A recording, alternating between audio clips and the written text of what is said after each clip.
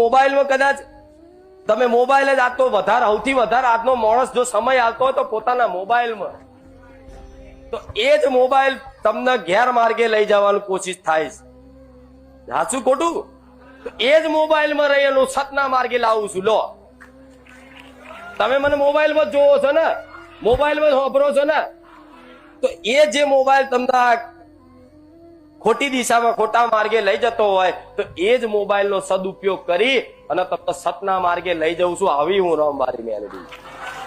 એટલે કઈ મારે કોઈ વિડીયો થી કોઈ મતલબ જરૂરી નથી કે મારા કોઈ વિડીયો જોવે ને તો જ હું છું. ના, કોઈ નહીં જોવે તો હું તો શું એ શું જ. હું થોડી પાતળી થઈ જવાની છું, હું થોડી નાની થઈ જવાની છું. હું તો જે છું એ શું જ. મારો દીકરાની જે ભક્તિ છે એ છે.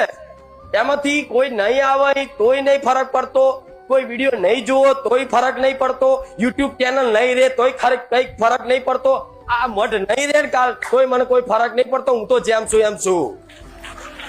આ શું ખોટું?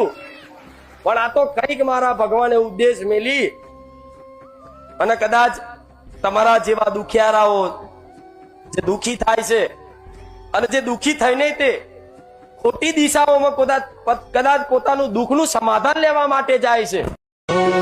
પહેલી વાર રવિવાર ભરવા ગયો તો કોકની હારે, ભાડાના પૈસા પણ નતા મારી પાસે.